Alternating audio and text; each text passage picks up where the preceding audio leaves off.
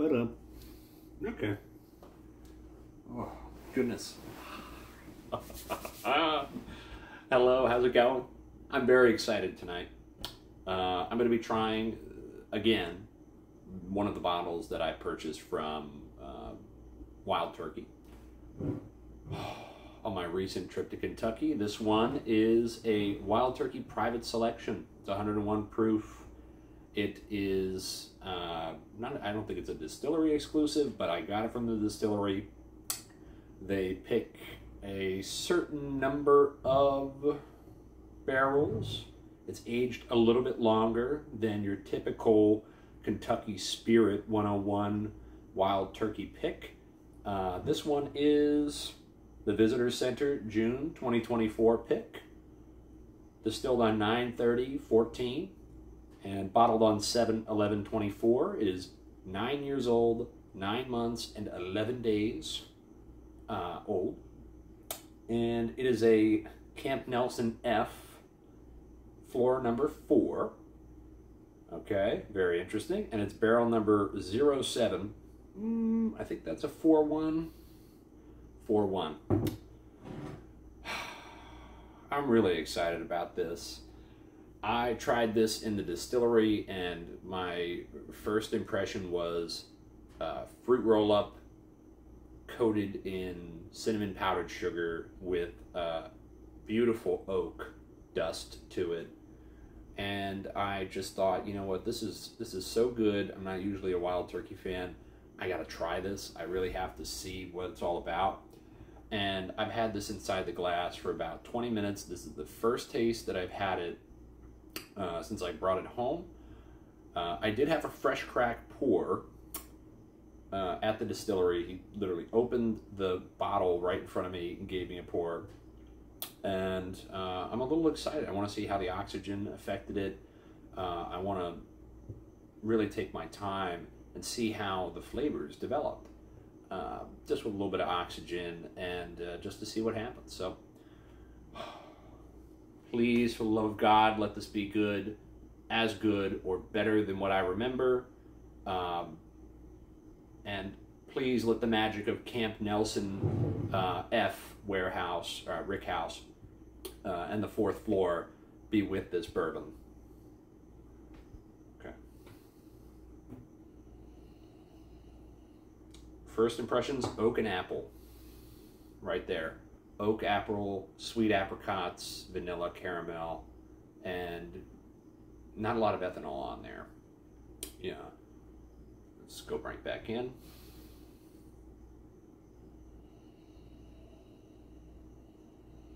A little bit of vanilla toffee.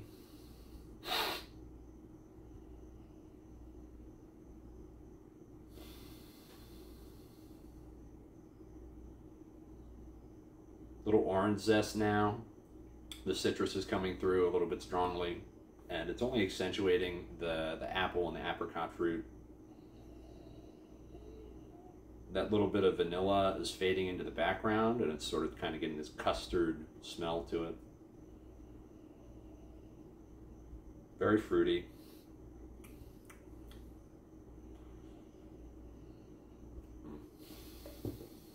That smells really good.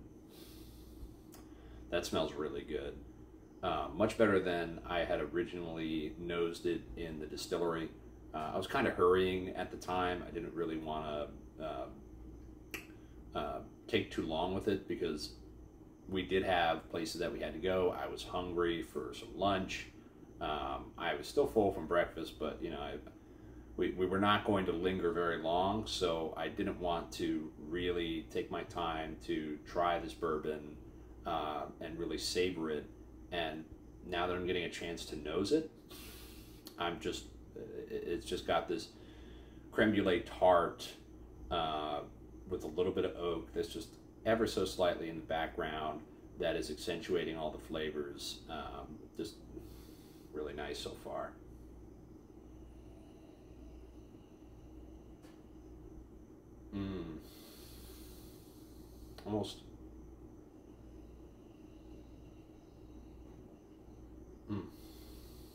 Almost too good to drink. right now, I'm thinking that the color,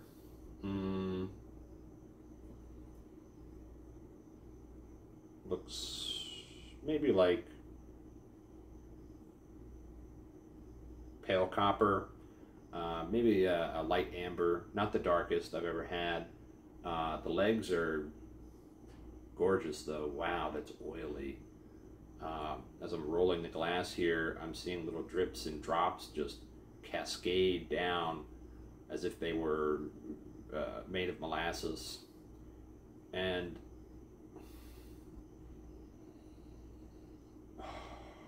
that fruit is still way up front. All right, let's take a sip and see what it actually tastes like. I'm gonna stop nosing this.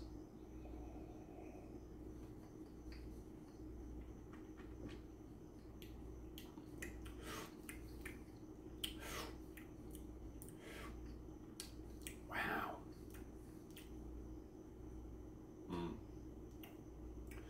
The fruit definitely comes forward onto the palate. That's really nice. Not too proofy, not harsh.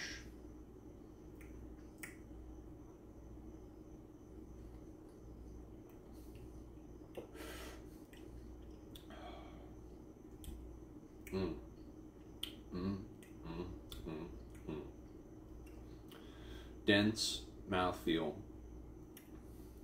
not thin at all. Fluffy. It's got a fluffy mouthfeel. It's like you're drinking a cloud of bourbon as this goes through your palate.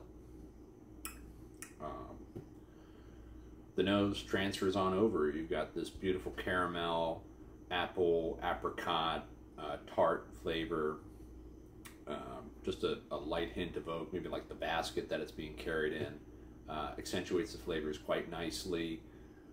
One thing that I'm not getting out of this, which kind of surprised me, is an earthy funkiness that I typically get in a lot of Four Roses products that I'll try.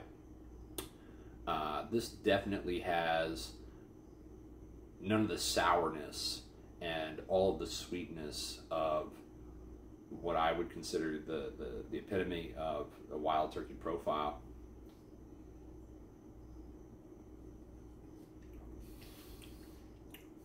As I'm getting to the finish, just a light spice on the back end. It's almost as if you're eating some jam, a little bit of apricot apple jam, and it just gets a little stuck at the back, the top back of your throat, and ever so slightly just runs its way down, and you can keep on just swallowing and tasting it as it moves. There's almost no Kentucky hug. It does have a light burn to the middle of my chest, and it is quite exquisite. As you can see, I'm quite enjoying this. I've taken, what, like 5-6 sips now, and I'm already just enamored with this beautiful whiskey. Whoever picked this, whichever one of the Russels picked this, really, really, really knew what they were doing. I am floored. This is quite possible. This is the first Russell's single barrel that I've ever had before, and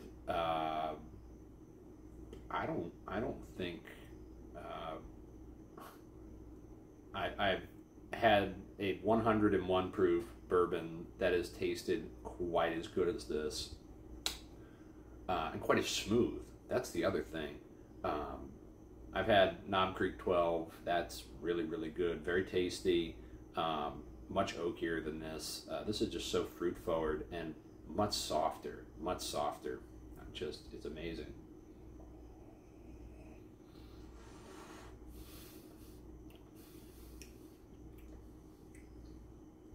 Okay, the oak's coming out a little bit further. As I'm diving into this glass, as I keep on sipping on it, the oak that started off as like a nice little trace element in the fruit forward parts of the palate, that berry compote fruit is kind of taking a back seat, but the oak is taking the driver's seat now, and instead of giving directions, the oak is in the driver's seat, and the fruit is not in the back seat, it's on the passenger side, waving its hand out into the air and really flexing its muscle. And I'm just looking at the lines that this whiskey is etching along the side of this glass as it runs through. And this is just an impressive, oily, let's get a nose here.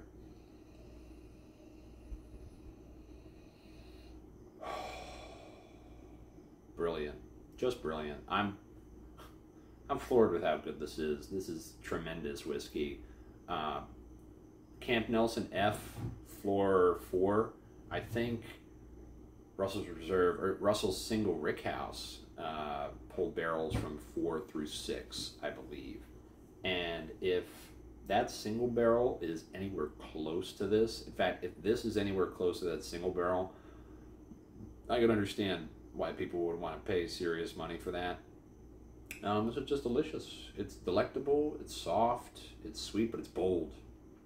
It strikes to the beat of its own tune, and it really does walk the fine line between having a little bit of funk and a little bit of sweetness, but never getting into earthiness, never walking along that same profile that I've come to realize is just exclusively Wild Turkey, that sour funk. No, this is not sour at all. This is just sweetness, rickhouse flair.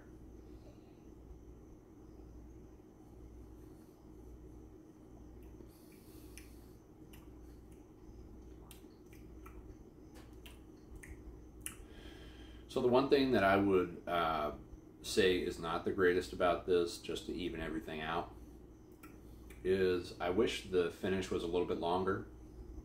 Like, I'm still tasting, this is 101 proof, I'm still tasting the finish on this. I call it medium length. And it just slowly fades like the embers of a fire.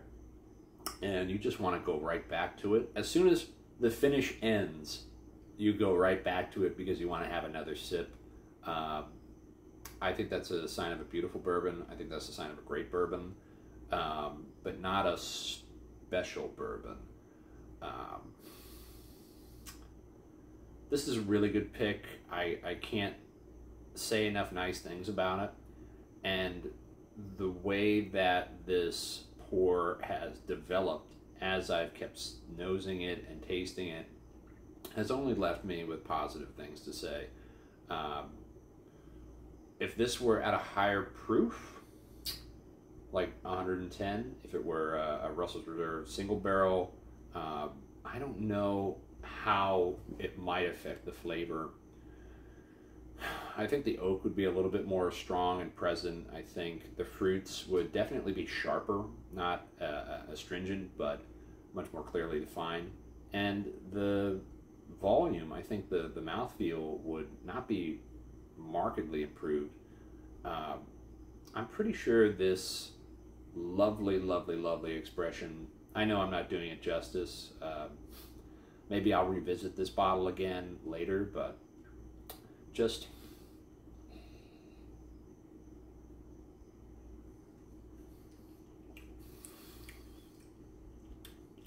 apricots,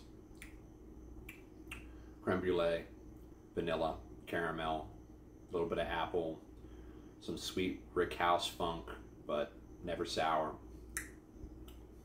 A dusting of oak that the more you sip, it further coats your mouth with oak, but it doesn't overpower the flavors, it only accentuates it, which, in my opinion, is the sign of a great bourbon. I'm just a big oak fan. I'm a little biased. And just having a wonderful mouthfeel for 101 proof, a stellar nose for what it is, soft and delicate, and at the same time just viscous and absorbent of the flavors.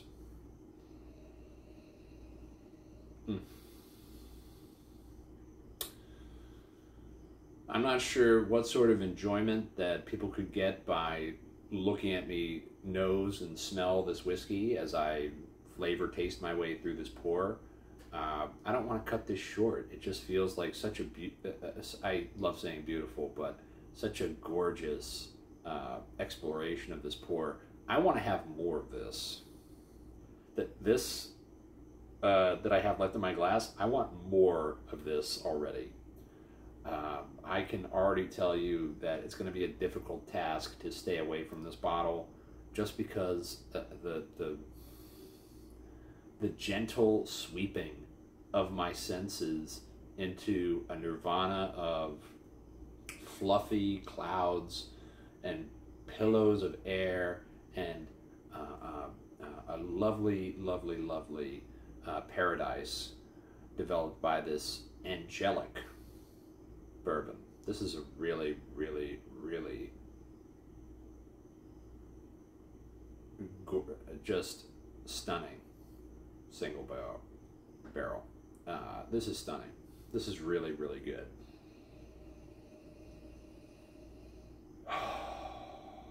And now I'm just getting fruit everywhere. The oak is completely settled back into its bones, and the fruit is just expelling itself out of the glass. I don't know how I can even begin to describe the way that this pour is evolving as I'm just sifting through it.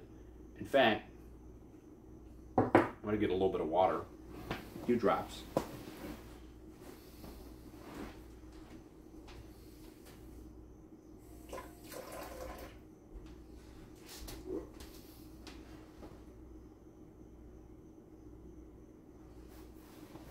We do it old-fashioned around here, nothing fancy. Just give it a swirl.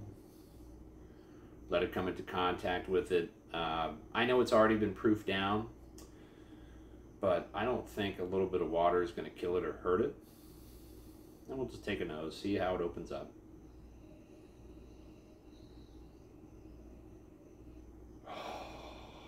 So all of those soft flavors and that bold nose have expanded. Yeah, the wind has caught in its sails, so to speak.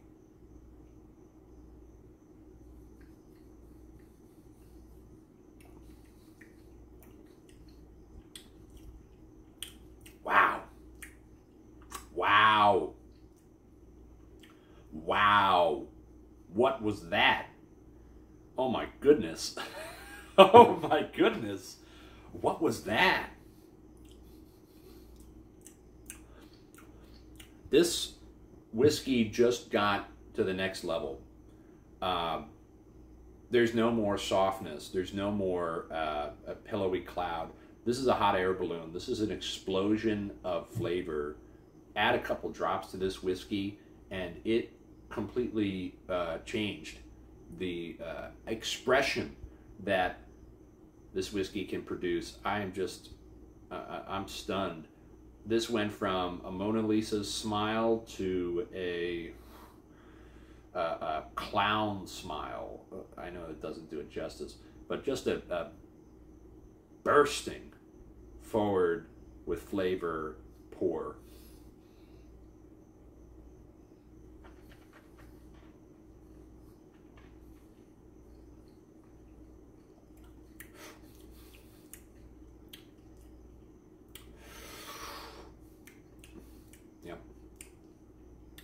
Gorgeous.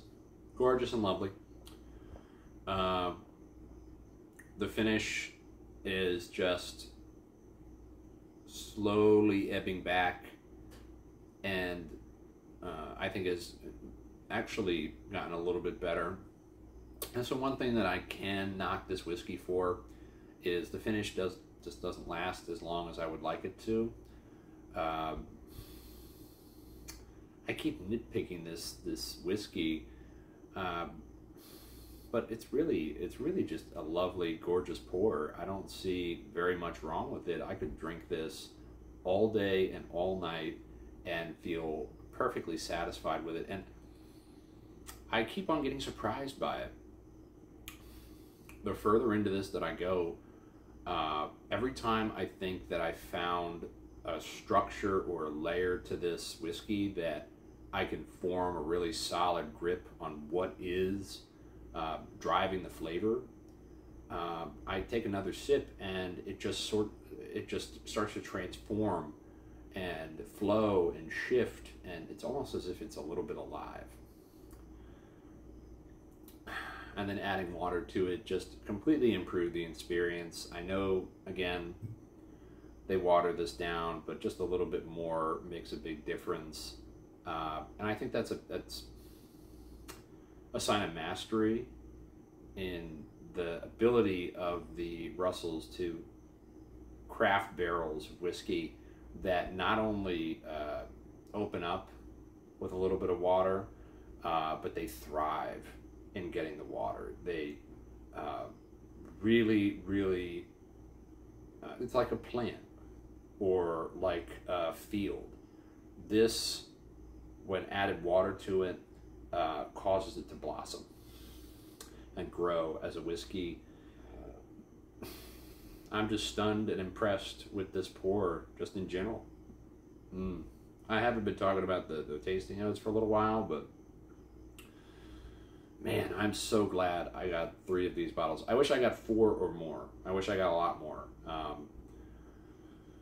At the distillery, I got 2 on one day. I didn't come back the next day, and then the last day on my trip, I came back and got 1 more. And I am knocking myself right now for not getting more of this, but I think that's a discussion about, is a whiskey supposed to be an experience, or is it supposed to be a reusable change of pace? What do I mean by that? I think having a singular bottle of a bourbon and watching it develop and open up over time and become exposed to air, to have some water with it, just to fully explore a bourbon or a bottle such as this, becomes a worthwhile experience because you only go through it once. Now, if you were to go through it twice or 3 times, in this case 3 times, will the quality of the whiskey continue to change and morph? Yes. Will your palate become acclimated? Will you discover more from it? Yes. But just knowing that as I go through this bottle and it reaches to the bottom, I will that much more appreciate what I experienced, because I can't have it for as long as I would like. I can only have it for as long as it was, as long as it existed, as long as I had some in there. And I think there's a little bit of pain to the agony of watching as you completely and thoroughly enjoy a glass of whiskey, to watching the bottle slowly drain lower and lower and lower, and knowing that this fantastic experience should be savored. It should be sweetly received and bountifully and graciously accepted. I think that's just a lovely and noble honoring of this distillate, because we forget this whiskey is old. This is as old as a child. It's 9 years old, 9 months and 11 days. It spent almost a decade waiting to be consumed, to be loved, to be enjoyed, to find its way to our palates. And it did not get blended. It didn't get minced or mushed together expertly with finesse and incredible care and a foresight and knowledge of the alchemic reactions of different bourbons and blends of said alcoholic contents of those barrels. But still, knowing that there's only a couple hundred, or maybe, you know, a little bit more, a little bit less, of this particular barrel, makes me appreciate having a single barrel, and it really accentuates the experience of drinking this whiskey. See how long I've been talking, and I just don't want this glass to end. I still taste it on my mouth. I still have a little bit of that love that this bottle imparted into me, and I am reluctant because I know I want to pour more. That much is absolutely certain in my mind. But I don't want to. I really want to savor this, and I am not drinking this to consume it. I'm drinking this to experience it, to slowly and surely find what is in this bottle, and to understand the life that it gives, that it has inside of this container. And I know that sounds like I'm waxing on philosophically.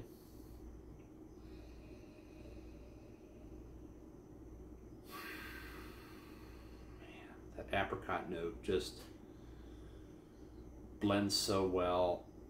Just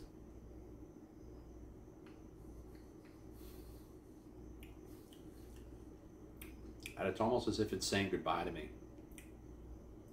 It's bringing back that oak. It's bringing back that apple, that apricot, the vanilla, the citrus, and I get a little bit more sweetness on the funk. No sourness, no earthiness, no hay. Just as if the whiskey is listening to me, it picked up more of that funk, that sweetness, like I'm standing in a rick house smell. And I think just understanding what this whiskey has to offer has been an amazing experience for me. And I'm truly glad. I'm truly glad this has been delectable. I could drink this every day of my life, and now I know what that expression means. You know, if people always say, "Oh, if you had to choose one bourbon for the rest of your life, and what would you drink?" and they give you a couple options, right? This one would be a contender. I'm sure it's just recency bias, but I'm not just making that decision based on that. And I know I've had better whiskeys than this, but just how I can see it being a gentle reminder of relax, just enjoy what you're drinking, and take time to think about what you're doing, and take a little bit of effort and appreciate the essence of what this has to offer, and love me. That's what this whiskey is saying. Love me, because I'm here for you, and I want to just enjoy this time. And I'm just going to say, I think I've made a friend. I know that sounds corny, but this whiskey has made me appreciate what I wish I could have got more. I really do. And I wish I could share this bottle with all of you watching, but unfortunately that's not the way it's going to happen. I'm going to finish off this lovely whiskey. I can't wait to smell it tomorrow after the whiskey's dried in the glass. All right. Thank you for being here with me, whiskey. Thank you very much. I truly enjoyed this experience, and now I will say goodbye. Cheers.